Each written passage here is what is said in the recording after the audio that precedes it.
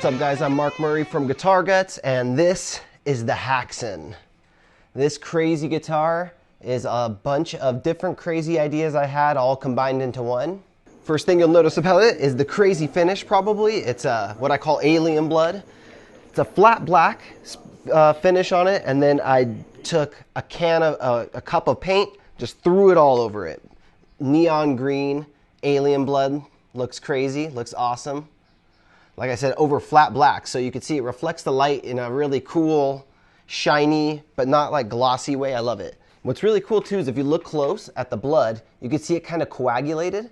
And at first I was like, what is it? I don't know if I like that. But then after taking a look at it longer, it's kind of what blood would really do. And it's really, I think it looks awesome and looks like real alien blood. The next thing you'll probably notice is that the horn is cut off on this. This is actually a Jackson PS4 Jackson Performer model, and I was talking to Thomas McRockland one day on my podcast. Check it out, Guitar Guts podcast. Link down in the bio, or link down in the description or whatever to that episode. And I was talking to him about doing really fast shredding, and he was saying his hand position doesn't change. It stays with his thumb on the back of the neck, and his fingers are nice and spread out, and as he has these wide stretches. I can't really do that. I've got gigantic hands. So as I go to do that, you can see my hands take over the whole guitar. My hands kept hitting the bottom horn when I would try to do that. So I would have to scrunch my hand, and when I came to play it on the high strings, I would have to change to be like that, to be able to fit in this little where the horn was. And he said, I was looking at his guitar after he said that, and his has a much smaller little tiny bottom horn. His just has more access in general. So I have a million guitars. I have almost 50 guitars, and I have 5 or 6 of these Jackson PS4s. So I decided, I got one cheap on eBay, this one, and I decided to throw it through the saw, the band saw, and chop off the horn, and just to kind of make a crazy video, freak people out, and also to see if there was a real big difference. I noticed right away there was a huge difference. The guitar feels so much better now. I also kind of rounded off all this too. So this is all nice and round and smooth. It was pretty sharp when I first cut it. But yeah, this thing, I love it. I have so much access now, and it feels great. It actually feels really good. I'm doing another one of these actually for somebody. I build guitars for people, and somebody who I'm building a guitar for saw this and went, oh my God, do that to mine. So there's actually a Haxon 2 out there as well somewhere.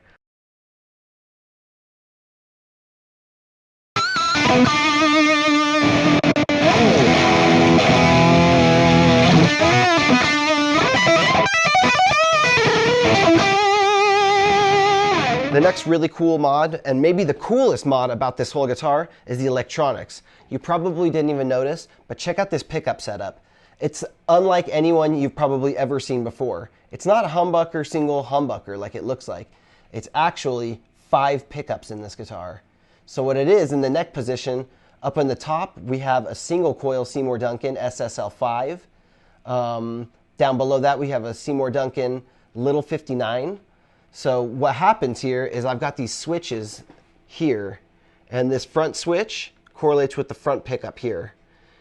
And this middle switch goes to the back pickup. This back switch is something else I'll talk about in a minute. But these 2 switches correlate to those 2 pickups. And they're 3-way switches. When you put it all the way forward, you get the forward pickup, the middle is both, and the back position is just the back pickup. And then same with this switch. Forward would be this pickup, middle would be both, and back would be this back one.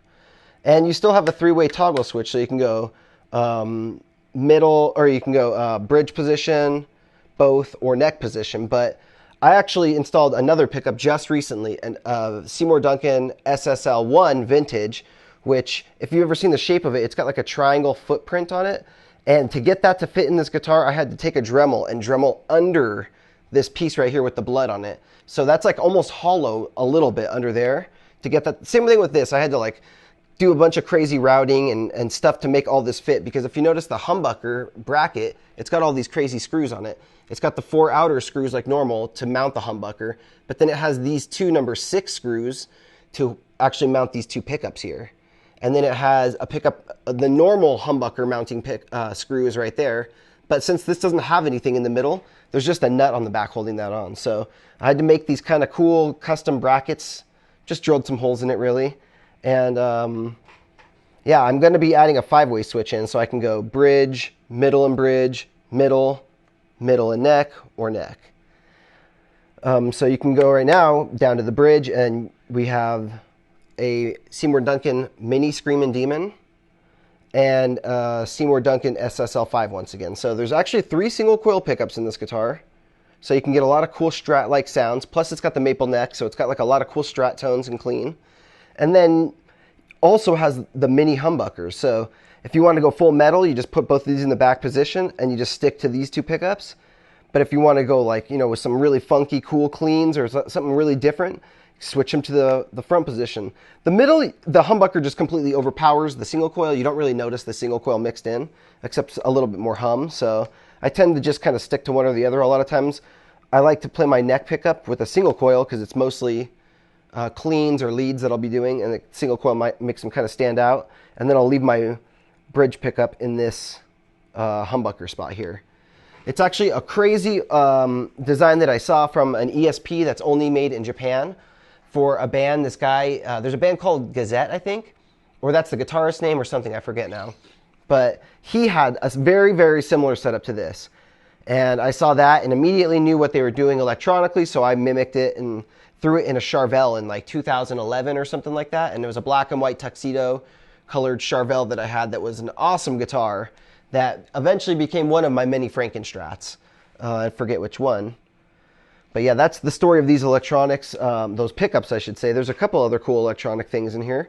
This kill switch is the Berried Alive Charles Caswell signature, made by Iron Age Accessories, who's one of my sponsors. So right when I saw those were coming back out, I hit those guys up immediately, got one of those. And then this other switch here is for a boost. It's a 20 decibel boost switch made by EMG called the PA2, preamp 2. It's got an adjustable Phillips head on the back. You can dial in what you want it to be set at when you flip that switch, and then, like, you know, you can have it off. It's kind of like a sustainer, but I don't have mine set super high right now. So when I flip it on, it doesn't do a crazy boost, but it's pretty awesome. I like it. Another really cool thing about this Jackson PS4 is not many of them had a maple neck. These are like from the made in Japan 90s models. This is a real original maple neck from one of those Jacksons. It's not from this body though, it's from a different model that I have around. I have a bunch of these, like I said. And I'm actually selling most of them off because I started playing these LTDs. I got this new Rhodes, I got my Edwards back there. I got all these amazing guitars. I don't really play the Jacksons a lot anymore. So started selling off some of my Jacksons. And the one maple neck I found, I decided I gotta keep that one.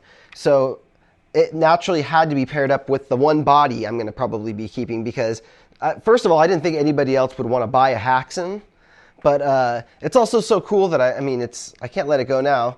When I was sanding the back, I also sanded off a lot of the edges back here, so the guitar is actually a lot smoother and a lot more comfortable, to be honest. I think I took off some of the front here too. And then last but not least, the last big feature of this guitar is the Floyd Rose. It's got an original Floyd Rose tremolo there. It's in black chrome, and it's actually got some wear on it. It's from a guitar, the black MH1000 right there. When I bought that guitar, I got it used, and I got it super cheap, like 300 something bucks. All the hardware on it was like kind of like messed up from the guy's sweat and acid in the sweat or whatever. So it was all like faded away, and like you could see, it's got some weird aging on like the top saddle right here. An original Floyd Rose. I actually have one FU tone noiseless spring in the back, because I had one extra sitting around, so I figured why not just throw it in the middle there.